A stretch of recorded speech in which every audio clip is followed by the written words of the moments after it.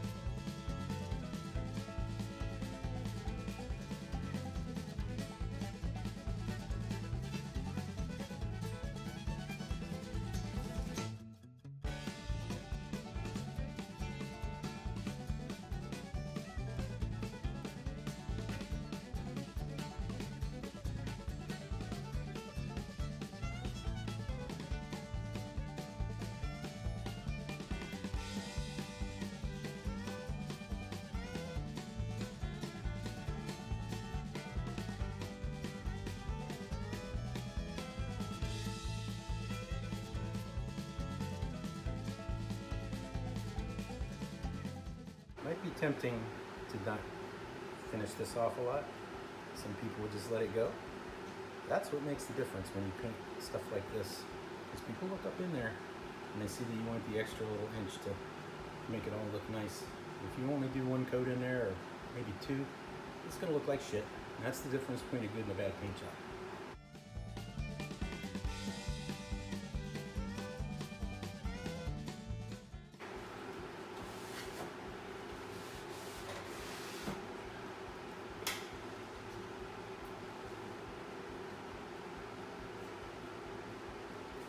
Spider webs in there.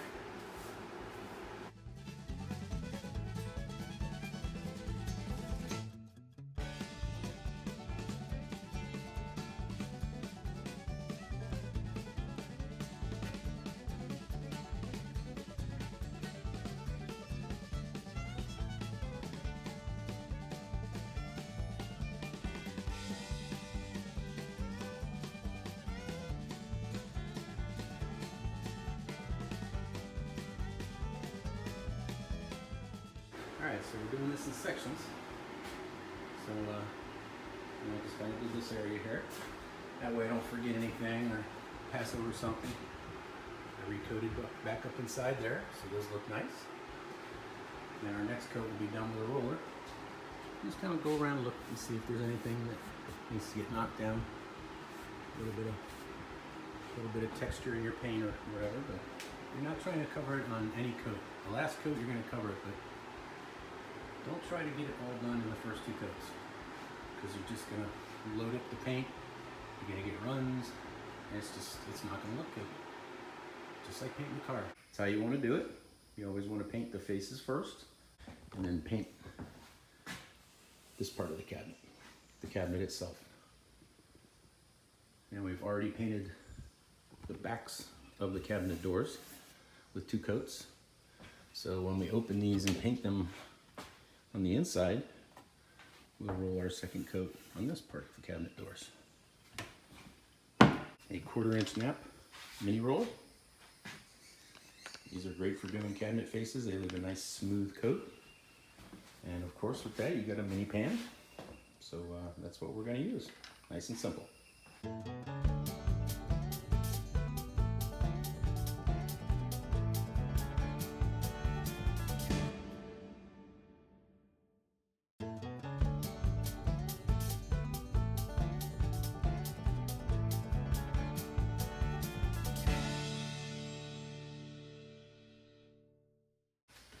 Mini rollers, you don't have to push down on hard. If you push down on them hard, they're just going to make lines and squish the paint out at the edges. Just go lightly with it. Make sure you got plenty of paint on the roller. As you can see, it comes out nice.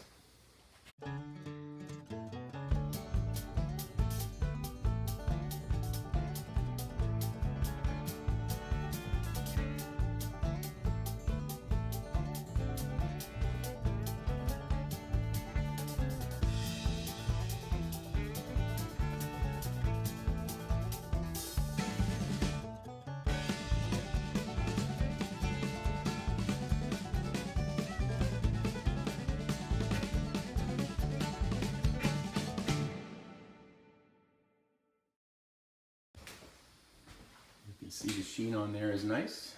It's got a little texture to it, which is kind of nice. So any blemishes that are in the cabinet, it'll kind of hide those a little bit, but looks good.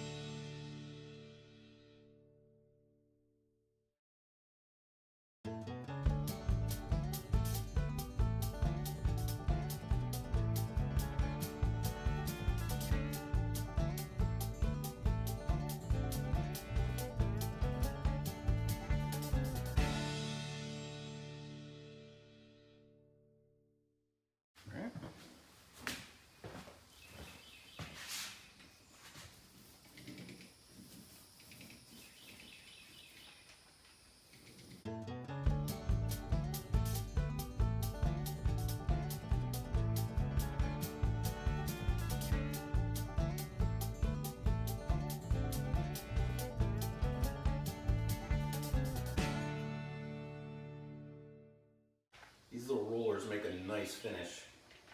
Way better than a big nappy roller. So that's why I like to use them in small areas like this too, because they're small and easy to maneuver. You can get around things real easy. You're not bumping into everything. I've painted places that were so cut up with windows and trim in the past that didn't have any really significantly large sections of wall, like RVs inside RVs and things like that. These come in handy for that, especially.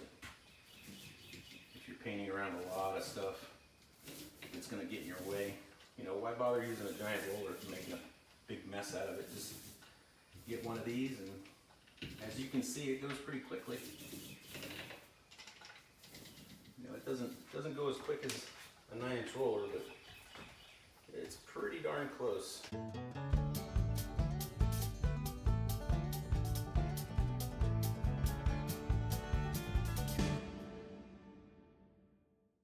Keep your eye out for runs as you're moving along.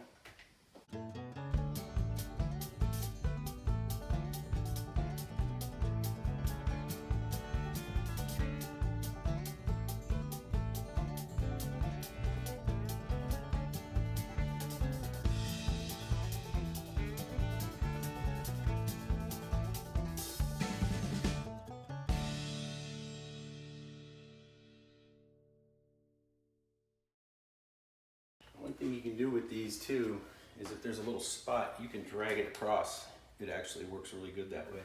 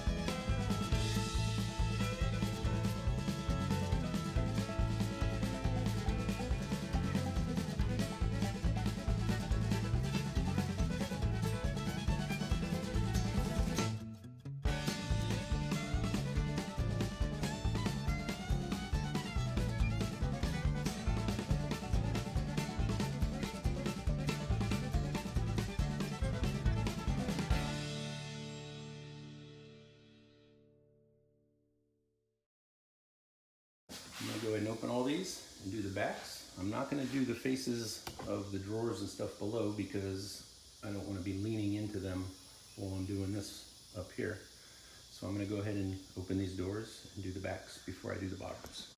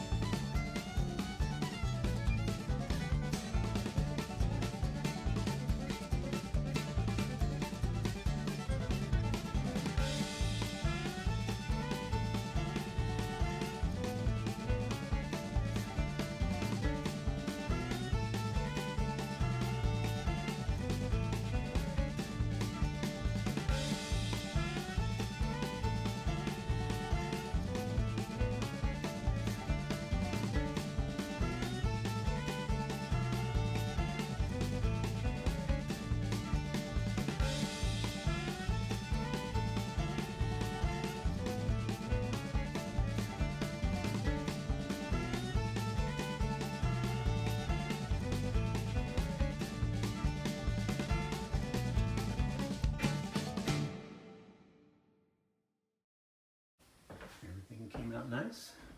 Went really quick, real easy. How about that? All right, I'm gonna finish the rest of this up and I'll bring you guys back in when it's all set so you can admire the finished product. because I'm going to turn on a loud fan now and y'all don't want to listen to that. See you. Alrighty then. We have got 3 coats on the cabinets, 2 coats on the wall, and a coat of primer. So the wall needs 1 more roll in this area. Cabinets all have 3 coats on them. They're ready to touch up and then paint the hinges. See how nicely they came out. I'm going to paint the hinges black so it matches all the fixtures in here. Everything came out really nice.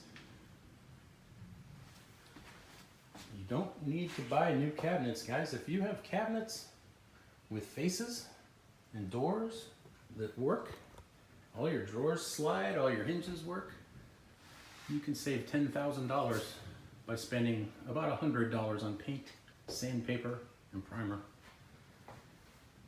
And you can have cabinets that look almost brand new. Honestly, they look brand new. And these are kind of cool. They have that little reveal on the door, which is unusual. They were handmade by somebody out of cabinet grade plywood. So the next step is going to be, I'm going to get some black paint. We're going to touch up all the little shoe around the bottom, which is like a quarter shoe. As you can see here, I'm going to caulk that, and then we're going to paint that black. I'm going to do the same right here. Just go all the way around. I'll just take a little sponge. We'll tear the sponge so it has a rough edge. Dab it in the paint, and then you just dab it on the counter.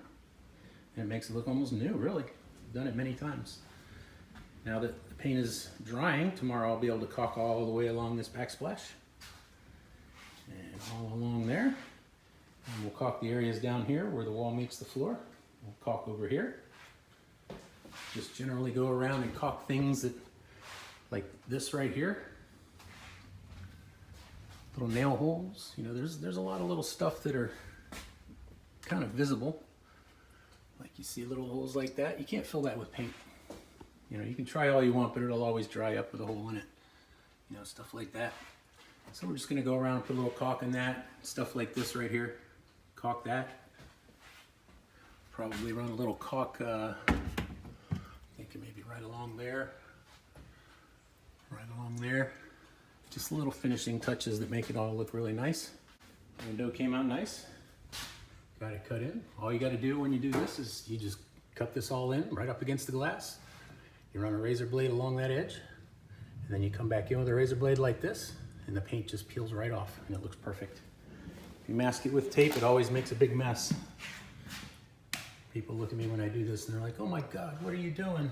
And then at the end of the job, they're like, holy crap, that looks perfect.